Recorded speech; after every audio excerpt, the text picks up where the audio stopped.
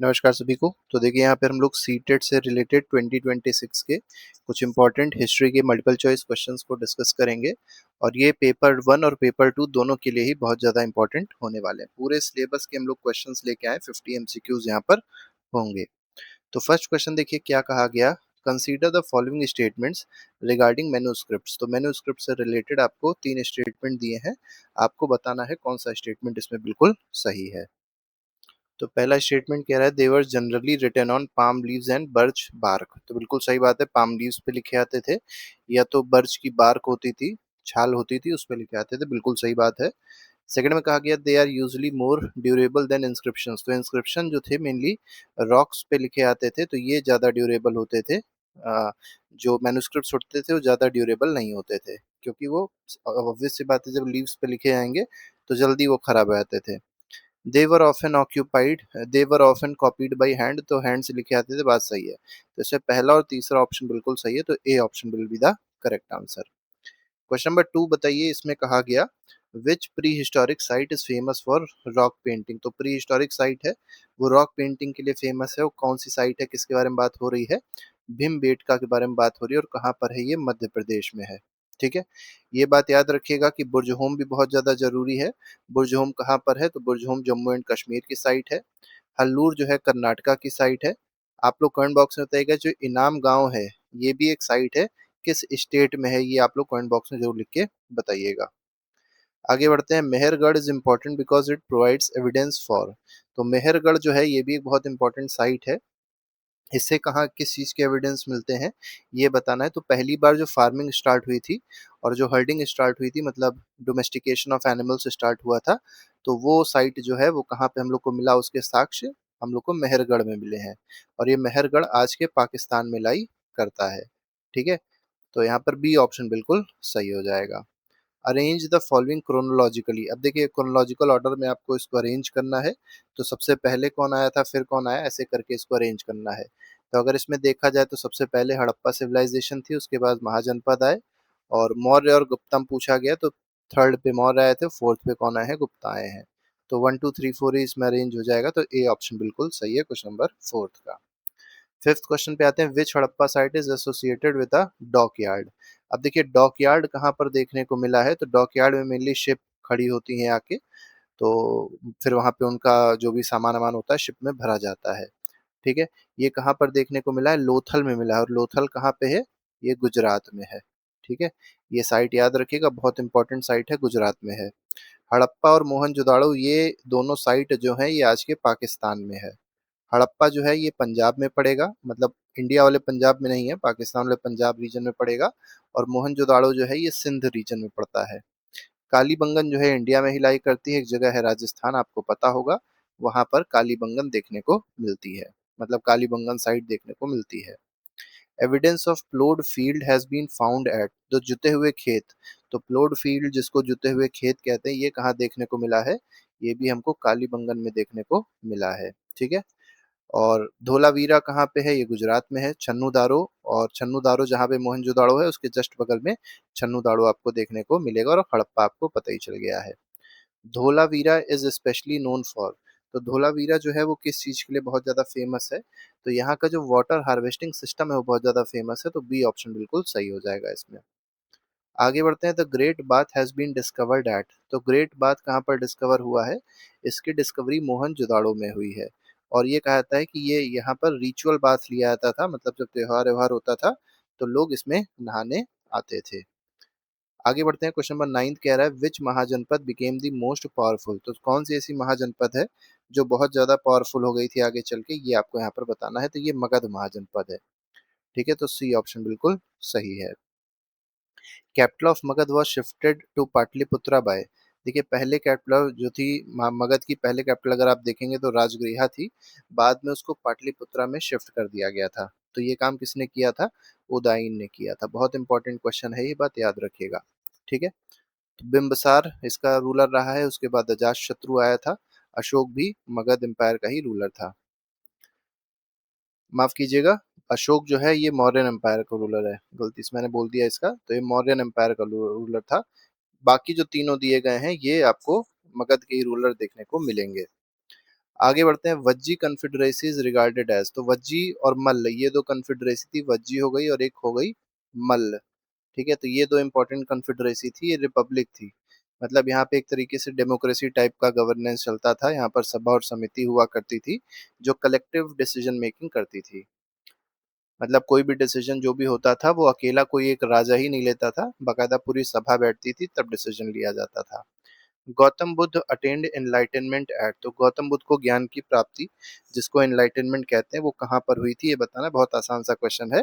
तो बोध गया में हुई थी, बोधि ट्री के नीचे हुई थी। आगे बढ़ते हैं, सारनाथ में इन्होंने पहला सरमन दिया था, ये भी बात याद रखिएगा। और इनकी जो डेथ हुई थी जिसको महापरिनिर्वाण कहते हैं, महापरिनिर्वाण, ये कहाँ पर हुआ था, कुशीनगर उत्तर प्रदेश में हुआ था। आगे बढ़ते हैं, which language was widely used by Buddha for preaching, तो प्रीच करने के लिए, अपनी बातों को बताने के लिए बुद्ध जो लैंग्वेज यूज करते थे, ज्यादातर जगहों पे वो पाली लैंग्वेज देखने को मिली है, तो पाली लैंग्वेज के बारे में याद रखिएगा। ज्यादातर इसीलिए जो बुद्ध के टेक्स्ट हैं वो भी पाली लैंग्वेज में ही देखने को मिलते हैं। महावीर वॉज द डैश तीर्थंकर, तो महावीर कौन से नंबर के तीर्थंकर थे ये आपको यहाँ पर बताना है। तो महावीर जो है आखिरी जैन के तीर्थंकर थे, तो 24 तीर्थंकर टोटल जैनिज्म में हुए हैं, तो महावीर जो थे वो 24वें तीर्थंकर थे। ठीक है, और ऋषभ देव जो थे वो कौन से थे, वो फर्स्ट तीर्थंकर थे। ठीक है, ऋषभ देव। आगे बढ़ते हैं, अगले क्वेश्चन पे आते हैं, क्वेश्चन नंबर 15 देखिए क्या कह रहा है।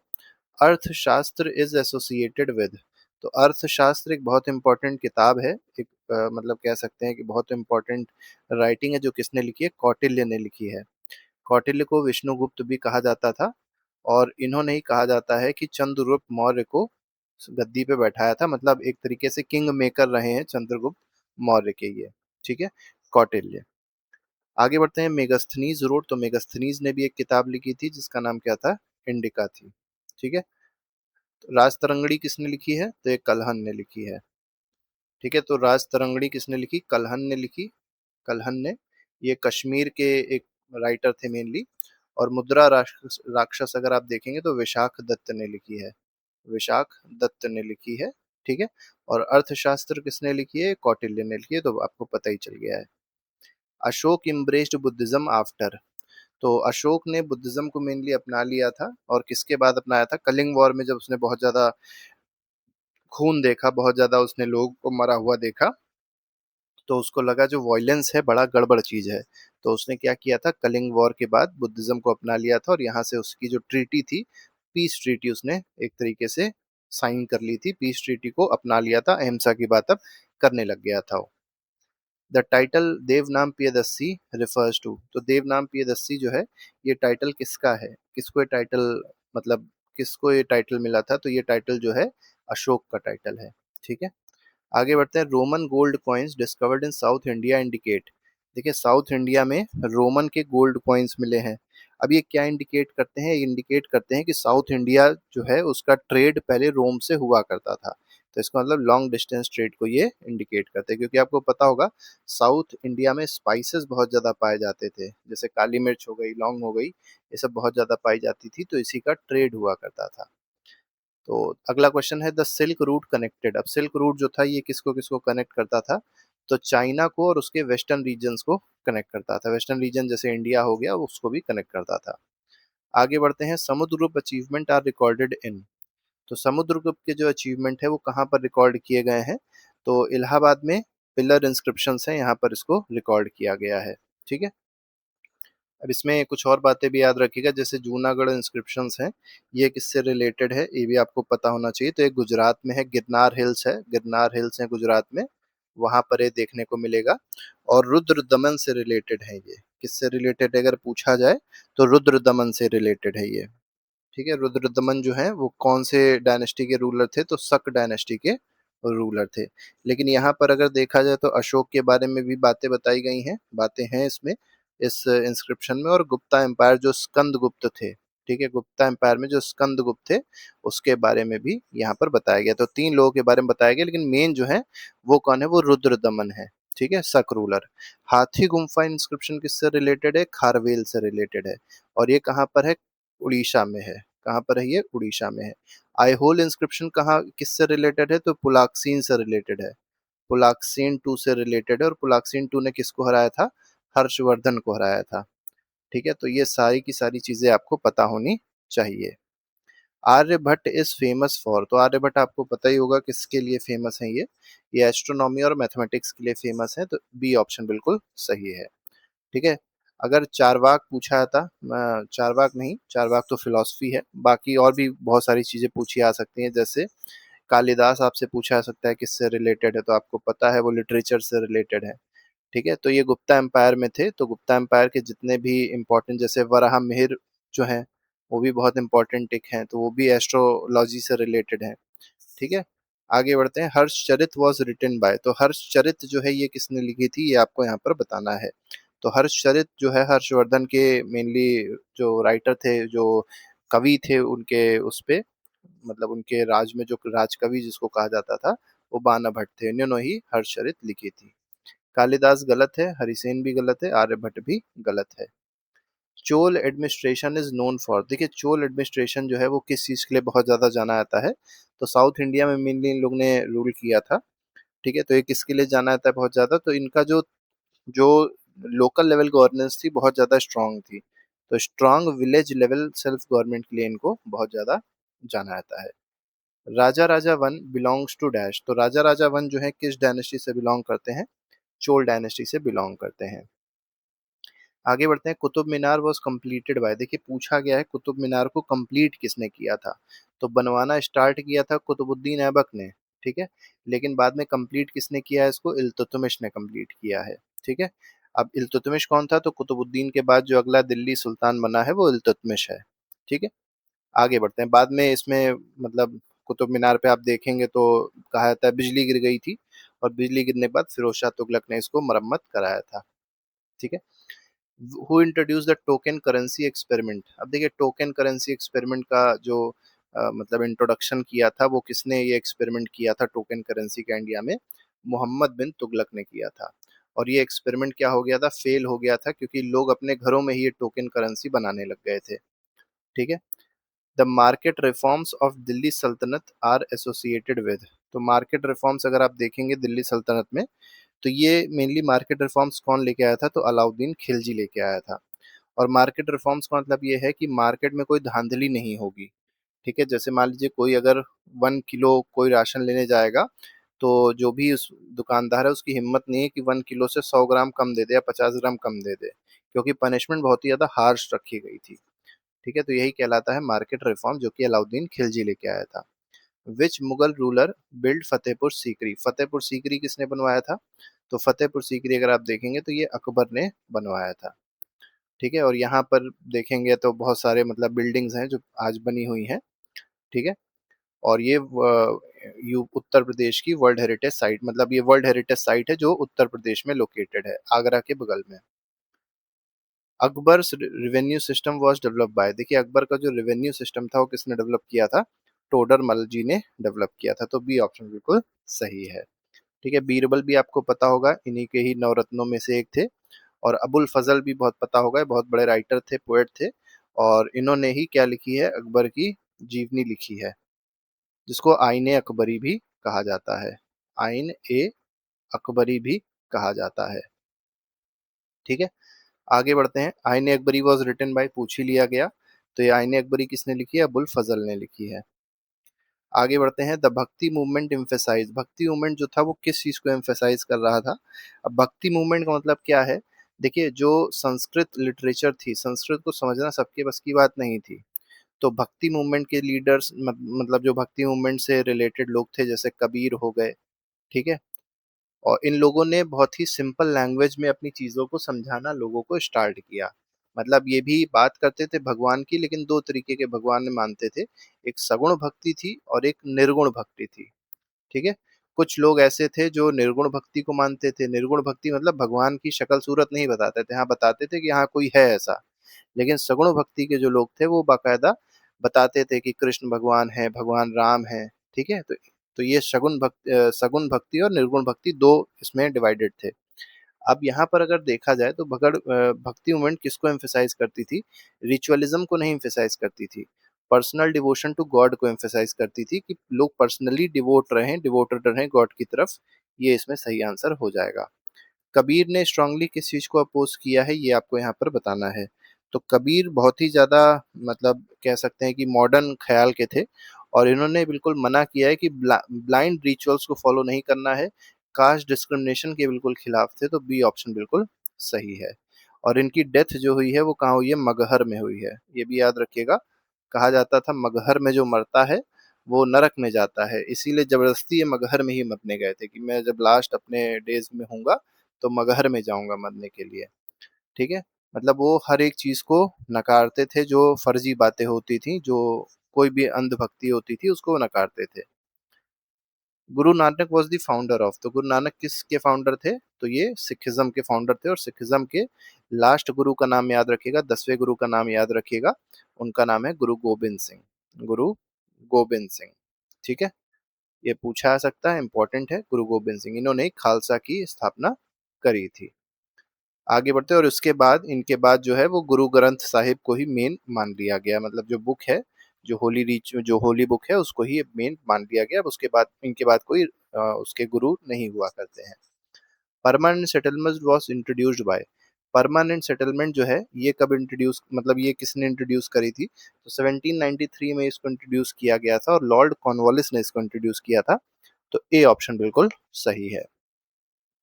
आगे बढ़ते हैं। अच्छा, इसमें कुछ और बातें बता देते हैं, जैसे सब्सिडरी अलायंस है विलिजली लेके आया था। डलहौजी जो है उसने मेनली जो 1853 में, आपको पता होगा, डॉक्ट्राइन ऑफ लैप्स लेके आया था, बड़ी खतरनाक चीज थी जिसकी वजह से रिवोल्ट ऑफ 1857 हुआ था। और लॉर्ड रिपन जो है, इससे रिलेटेड भी बहुत सारी चीजें हैं, लेकिन इसमें सबसे अच्छी बात यह है कि जो पंचायती राज इंस्टीट्यूशंस आप देखते हैं उसकी नींव जो है लॉर्ड रिपन ने ही रखी थी। Ryotwari settlement system is associated with, तो रैयतवाड़ी सिस्टम को कौन लेके आया था। अब रैयतवाड़ी में क्या था, जो रैयत होती थी वही सीधे सीधे क्या करती थी, लगान दिया करती थी, टैक्सेस दिया करती थी। अब ये लेके कौन आया था, तो ये मुनरो लेके आया था, तो ए ऑप्शन बिल्कुल सही है। बिरसा मुंडा लेड, तो बिरसा मुंडा ने कौन से रिवोल्यूशन को या रेबिलियन को लेड किया था, ये मुंडा उलगन उलूगन उलगुलन, ये मूवमेंट टाइप का है, इसको ही लीड किया था। ठीक है, तो बी ऑप्शन बिल्कुल सही है। आगे बढ़ते हैं। संथल रिबिलियन भी याद रखिएगा। कोल भी इंपॉर्टेंट है, इंडिगो भी इंपॉर्टेंट है, ये तीनों के तीनों इंपॉर्टेंट रिबिलियंस हैं। इनको आप थोड़ा सा पढ़ सकते हैं, पूछा आता है इनसे question. Immediate cause of revolt of 1857 was, तो इमीडिएट कॉज क्या था रिवोल्ट ऑफ 1857 का, ये आपको बताना है। तो डॉक्ट्रिन ऑफ लैप्स जो है ये इमीडिएट कॉज नहीं है। ग्रीस्ड कार्टेज की वजह, ये इमीडिएट कॉज है। इसकी वजह से बहुत तेजी से, इमीडिएट का मतलब होता है बस तुरंत ही उसको सुना और आग लग गई। तो इमीडिएट कॉज ये था कि जब लोगों को पता चला कि जो कार्टेज है, मतलब जब सिपाहीज को पता चला, सिपाहियों को पता चला कि जो बंदूक से उनको गोली चलानी है, उस गोली को पहले मुंह से काटना पड़ेगा, और जिस जिस भी जो कवर है उसका, उसमें फैट लगा हुआ है गाय और सुअर का। तो कहीं ना कहीं ये रिलीजियस सेंटिमेंट्स को हर्ट कर रहा था। इस वजह से ये क्या कहलाता है, इमीडिएट कॉज कहलाता है रिवोल्ट ऑफ 1857 का। रिवोल्ट ऑफ 1857 बिगेन एट, तो कहाँ पर स्टार्ट हुआ था ये बताना है। तो उत्तर प्रदेश के मेरठ में स्टार्ट हुआ था। ठीक है। हालांकि अगर देखा जाए और पीछे, तो ये बैरकपुर में स्टार्ट हुआ था, मंगल पांडे ने इसको स्टार्ट किया था, वहां से आग लग चुकी थी। लेकिन अगर देखा जाए तो, मतलब पूछा अगर जाएगा आपसे, तो ये मेरठ ही आप इसमें बताएंगे, मेरठ से ही माना गया कि रिवोल्ट ऑफ 1857 स्टार्ट हुआ, क्योंकि यहाँ पर जो बात थी वो अभी रिवोल्ट ऑफ 1857 नहीं हुआ था, यहाँ पे तो इन्होंने विद्रोह किया था अलग तरीके से। ये एक इंडिविजुअल विद्रोह था, लेकिन पूरी तरीके से मेरठ से वो स्टार्ट हो गया था। Raja Ram Mohan Roy is associated with, तो राजा राम मोहन रॉय ने लॉर्ड विलियम बेंटिक के साथ मिलके सती एबॉलिश करने में हेल्प किया था। ये बात याद रखिएगा, 1835 आई थिंक एबॉलिश करी थी इन्होंने। ईश्वर चंद्र विद्यासागर वर्कड फॉर, तो ईश्वर चंद्र विद्यासागर जो है, इन्होंने किस चीज के लिए वर्क किया है, तो इन्होंने विडो रीमैरिज के लिए बहुत ज्यादा काम किया था। Jyotiba Phule mainly fought against, तो ज्योतिबा फुले आपको पता होगा, ये निम्न वर्ग से आते थे, निम्न कास्ट से आते थे, तो इनको बहुत कास्ट डिस्क्रिमिनेशन झेलना पड़ता था उस समय। तो कास्ट डिस्क्रिमिनेशन के लिए इन्होंने बहुत ज़्यादा काम किया है, इसको एबॉलिश करने के लिए बहुत ज़्यादा इन्होंने काम किया है। और इन्होंने एक बहुत अच्छी किताब भी लिखी है जिसका नाम है गुलामगिरी। ठीक है, गुलामगिरी। और ज्योतिबा फूले की जो वाइफ थी, जो इनकी पत्नी थी, धर्मपत्नी थी, उनका क्या नाम था? उनका नाम था सावित्रीबाई फुले। ठीक है, क्या नाम था? सावित्रीबाई फुले नाम था। और कहा जाता है कि इंडिया में जो पहला वुमेन के लिए स्कूल स्टार्ट किया था वो इन्हीं ने ही स्टार्ट किया था। इनसे मतलब इनके स्कूल से पहले वुमेन जो थी, गर्ल्स जो हुआ करती थी, वो स्कूल नहीं जाया करती थी।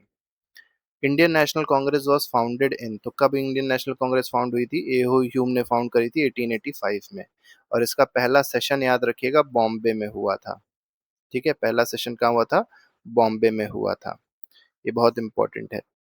स्वदेशी मूवमेंट स्टार्टेड आफ्टर, तो स्वदेशी मूवमेंट जो है, मेनली जो भी विदेश के कपड़े होते थे वो जला दिए जाते थे, और केवल स्वदेश के कपड़े ही या और भी बहुत सारी चीजें थी जो केवल इंडिजिनियस ही उसको यूज करना था, मतलब इंडिजिनियस चीजों को यूज करना था, बाहर की चीजों को यूज नहीं करना था।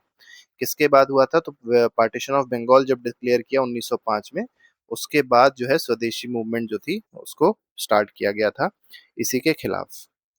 आगे बढ़ते हैं, क्वेश्चन नंबर 45 कह रहा है the Dandi March was associated with. अब देखिए, डांडी मार्च बोला जाए या सिविल डिसोबीडियंस मूवमेंट बोला जाए, तो सीडीएम जो है, सिविल डिसोबीडियंस मूवमेंट जो थी, वो डांडी मार्च से एसोसिएटेड है। कहा जाए कि डांडी मार्च जो है वो सिविल डिसोबीडियंस मूवमेंट से एसोसिएटेड है, तो बी ऑप्शन बिल्कुल सही हो जाएगा। मतलब नमक सत्याग्रह आपने सुना होगा, वही है ये। आगे बढ़ते हैं, ये मेनली 1930 में स्टार्ट हुआ था, ये भी याद रखिएगा, 1930 में। और इसी के बाद राउंड टेबल कॉन्फ्रेंस हुई थी। ठीक है, आगे बढ़ते हैं, who give the slogan do और डाई, तो करो या मरो का नारा किसने दिया था? तो ऐसा नारा लोगों को लगता है, कंफ्यूज हो जाते हैं कि सुभाष चंद्र बोस ने दिया था। नहीं, ये नारा किसने दिया था? महात्मा गांधी ने दिया था। और कब दिया था? 1942 में, जब क्विट इंडिया मूवमेंट हो रहा था, तब इन्होंने नारा दिया था।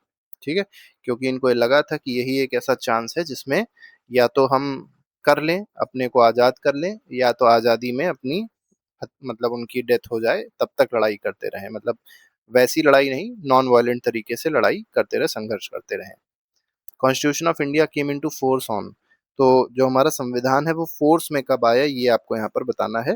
तो फोर्स में आया 26 जनवरी 1950 को। ठीक है, लेकिन बनकर तैयार कब हुआ, मान लीजिए पूछा था, तो 26 नवंबर 1949 को बन के तैयार हो गया था। और यही ऐसी डेट है जो हमारे कॉन्स्टिट्यूशन में मेंशन्ड है। तो 26 नवंबर 1949 ही डेट हमारे कॉन्स्टिट्यूशन में इकलौती डेट यही है जो मेंशन है, बात याद रखिएगा, ये वाली डेट मेंशन नहीं है। तो मेंशन्ड अगर डेट पूछी जाए कॉन्स्टिट्यूशन में कौन सी है, तो हमारा जो असली कॉन्स्टिट्यूशन है उसमें यही डेट मेंशन है। लेकिन इनैक्ट कब, मतलब फोर्स में कब आया पूरी तरीके से? 26 जनवरी 1950 को आया था इसी दिन, इसीलिए रिपब्लिक डे भी मनाया जाता है। State reorganisation act was passed in, तो स्टेट रीऑर्गेनाइजेशन एक्ट जो है ये कब पास हुआ था? 1956 में पास हुआ था। ठीक है, और इसका मेनली काम क्या था? तो लिंग्विस्टिक बेसिस पे जो कंट्री थी उसके स्टेट्स को बनाया जा रहा था। ठीक है, green revolution is mainly associated with, तो ग्रीन रिवॉल्यूशन किससे रिलेटेड है? तो इसके फादर याद रखिएगा एम एस स्वामीनाथन जी थे। कौन थे? एम एस स्वामीनाथन जी थे। और एक है व्हाइट रिवॉल्यूशन, व्हाइट रिवॉल्यूशन को ही फ्लड, ऑपरेशन फ्लड भी कहते हैं। इसके जो फादर थे वो थे वर्गीस कुरियन। ठीक है, वर्गीस कुरियन थे। इन्हीं वर्गीस कुरियन ने अमूल की इस्टेब्लिशमेंट भी किया था, अमूल का। ठीक है, तो ये ग्रीन रिवॉल्यूशन जो है किससे रिलेटेड है? एग्रीकल्चरल प्रोडक्टिविटी को बढ़ाने के लिए इसको स्टार्ट किया गया था। मेनली अगर आप देखेंगे तो 1960s में ये काम कर रहे थे, तभी ये स्टार्ट हुआ था। आगे बढ़ते हैं, तो फादर ऑफ ग्रीन रिवॉल्यूशन इन्हीं को कहा जाता है इंडिया में। असर्शन और रीजन से रिलेटेड क्वेश्चंस हैं। The national movement united people from different regions, बिल्कुल सही बात है, नेशनल मूवमेंट ने बहुत सारे लोगों को अलग अलग रीजन से क्या कर दिया था? यूनाइट कर दिया था, बिल्कुल सही बात है। Movement was based on idea of common Indian identity, जो मूवमेंट थी वो किस पे बेस्ड थी? पूरी इंडिया की एक कॉमन आइडेंटिटी पे बेस्ड जो मूवमेंट चल रही थी। कोई ये नहीं कह रहा था कि मैं हिंदू हूँ या मुस्लिम हूँ या सिख हूँ, वो सबके सब क्या कह रहे थे? मैं इंडियन और मुझे आज़ादी चाहिए। हालांकि बाद में हमने देखा कि पार्टीशन हुआ, बड़ा गलत हुआ। ठीक है, तो यहाँ पर असर्शन भी सही है, रीजन भी सही है और एक्सप्लेनेशन भी सही है, तो यहाँ पर ए ऑप्शन सही हो जाएगा कि assertion and reason are true and R correctly explains A. तो इस तरीके से ये इंपॉर्टेंट क्वेश्चंस थे जो हम लोग ने डिस्कस किया। आपको 50 में से कितने क्वेश्चंस आते थे वो आप लोग कमेंट बॉक्स में जरूर लिख के बताइएगा, और वीडियो को लाइक जरूर कर दीजिएगा और अपने दोस्तों के साथ शेयर कर लीजिएगा। अभी के लिए फिलहाल नहीं, thank you very much, good bye, जय हिंद।